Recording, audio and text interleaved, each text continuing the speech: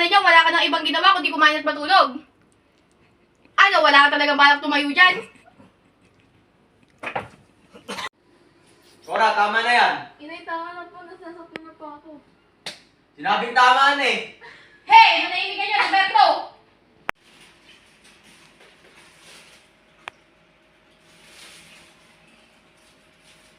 Maria, magugas ka nga doon.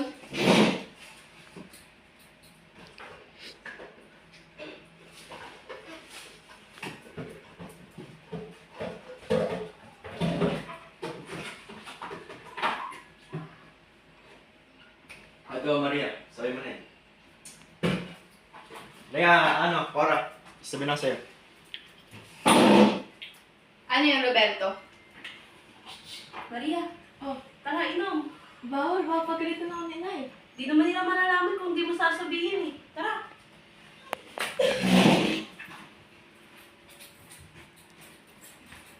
Sige na, Maria, una na kami. Huwag ka magpapahuli kay Aling Cora. Sige. Bye! Bye, Maria!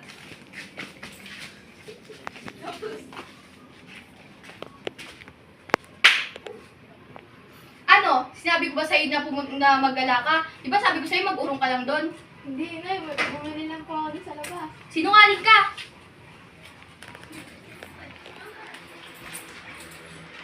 Ngayon, Maria, hindi ka na pwedeng lumabas ha. Grounded ka na sa mga kaibigan mong yan at tikas-tikas ang ulo mo.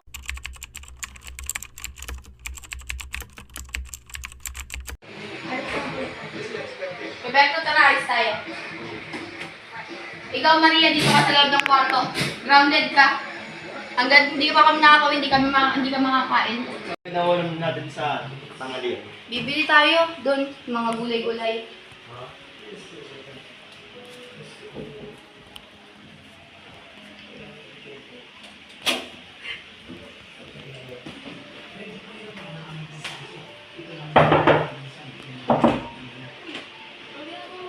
Ano? Hindi mo man lang ba papapasukin?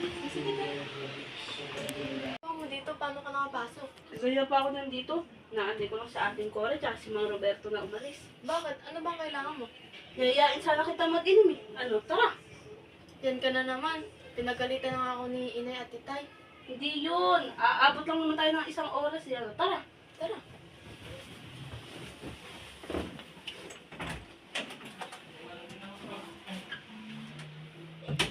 Basta sa linggo niya, inuman tayo. Inuman na anak.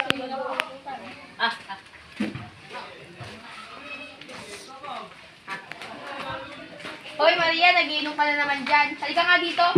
Sige, una na ako ha. Yes, salin po ulit. Yes, Maria.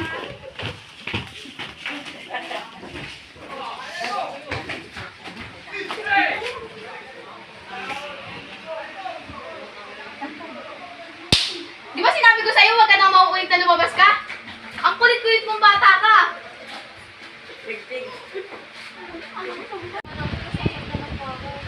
Wala kang karapatan magreklamo. Ayan ang karapat-rapat sa'yo. Ang tigas-tigas ang ulo mo.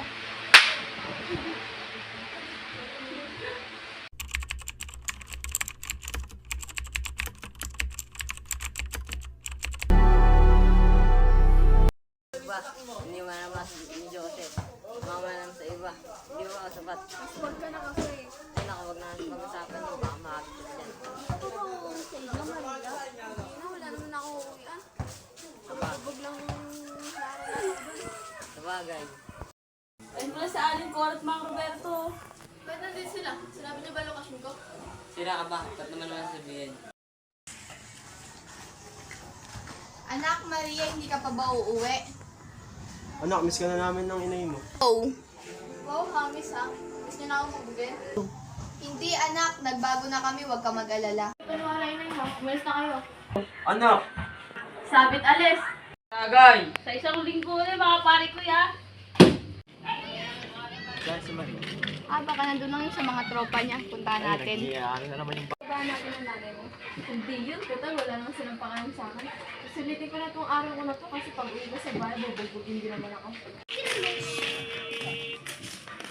Sa Aling Cora at Mang Roberto. Ayan pala mga magulang mo, Maria. Ayun sa Aling Cora at Mang Roberto, patay ka. Hindi ka ka pa ba uuwi? Ano ba? Halika nga, mag-usap muna tayo.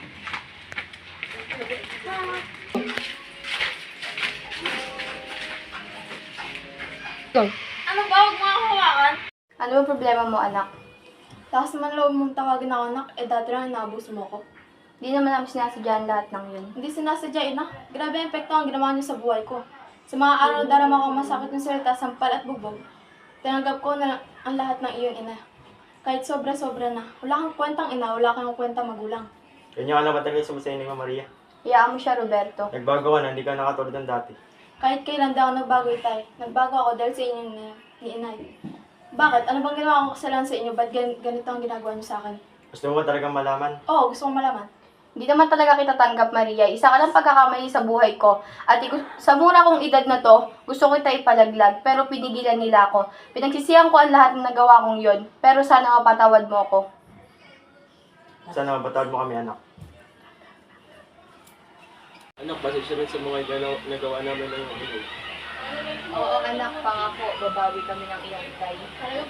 Tama ko, anak. Mula sa ipinahayag naming kwento na pinamagatang ang pang-aabuso at hindi tamang pagtrato sa kabataan. Narito ako upang ipahayag sa inyo kung paano ito may iwasan.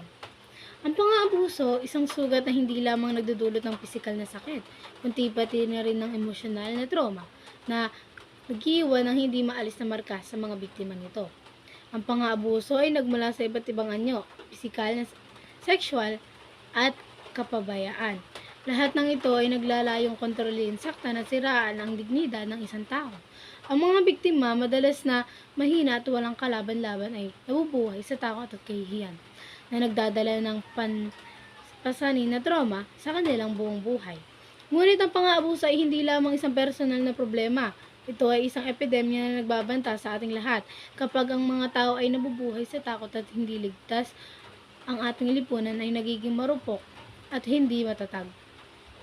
Ang pang-aabuso ay nagpapahina sa ating mga relasyon, nagdudulot ng karahasan at nagpapababa sa ating moralidad. Hindi natin dapat hayaang magpatuloy ang ganitong kalagayan. Kailangan natin kumilos.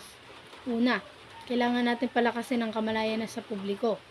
Tungkol sa pang-aabuso, dapat natin turuan ang ating mga anak tungkol sa kanilang mga karapatan at responsibilidad. At dapat nating hikayatin silang magsalita kapag nakakaranas sila ng pang-aabuso. Pangalawa, kailangan nating bigyan ng suporta ang mga biktima ng pang-aabuso.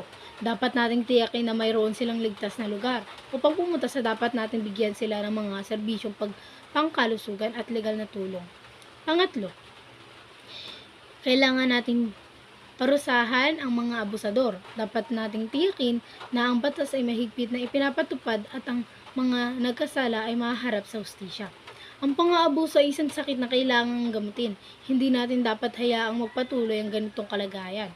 Magtulungan tayo upang maalis ang pang-aabuso sa ating lipunan at magtayo ng isang mas ligtas at mapagmahal na kapaligiran para sa lahat. Muli ako upang ipahayag sa inyo kung paano naman maiwasan ang pagre-rebelde ng isang tao. Ang pagre-rebelde ay isang malakas na pwersa na maaaring magdulot ng kapwa, pagkasira at pagbabago. Sa isang banda, maaari itong magresulta sa kaguluhan, karahasan at pagkawasak. Sa kabilang banda, maaari rin itong magudyok sa pagbabago, pagunlad at paglaya. Ang pagre-rebelde ay madalas na bunga ng kawalan ng katarungan, diskriminasyon at pang-aapi. Kapag ang mga tao ay nararamdaman na hindi na sila naririnig, hindi sila na pinahahalagahan at hindi sila binibigyan ng pagkakataong umunlad, maaari silang magrebelde bilang isang paraan upang ipahayag ang kanilang galit, pagkabigo at pagnanais sa pagbabago. Ngunit mahalagang tandaan na ang pagre-rebelde ay hindi lamang ang sagot. Ang karahasan at kaguluhan ay hindi kailanman ang solusyon sa anumang problema. Ang pagre-rebelde ay dapat na isang huling paraan, isang paraan upang may pahayag ang ating mga hinaing nang hindi sinisira ang ating lipunan. Paano natin maiwasan ang pagre-rebelde? Una, kailangan natin magkaroon ng bukas na komunikasyon at dialogo. Dapat natin bigyan ng pagkakataon ang mga tao na ipahayag ang kanilang mga hinaing at mga suggestion. Dapat nating makinig sa kanilang mga alalahanin at sikaping maunawaan ang kanilang mga pananaw.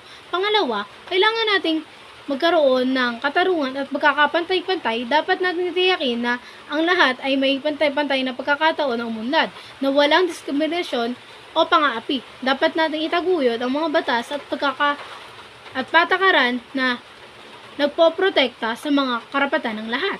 Pangatlo, kailangan natin magkaroon ng pagtiwala at pagkakaisa. Dapat nating itaguyod ang pagkakaunawaan, pagtutulungan at pagmamahalan sa ating lipunan.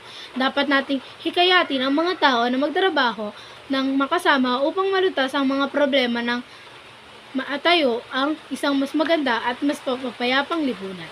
Ang pagre-rebelde ay isang malakas na puwersa na maaaring magdulot ng kapwa, pagkasira at pagbabago. Ngunit sa pamamagitan ng pag-unawa sa mga sanhi nito at sa pamamagitan ng pagtataguyod ng katarungan, pagkakapantay-pantay at pagkakaisa, maaari nating maiwasan ang pagre-rebelde at pagtayo ng isang lipunan na mas mapayapang, mas maunlad.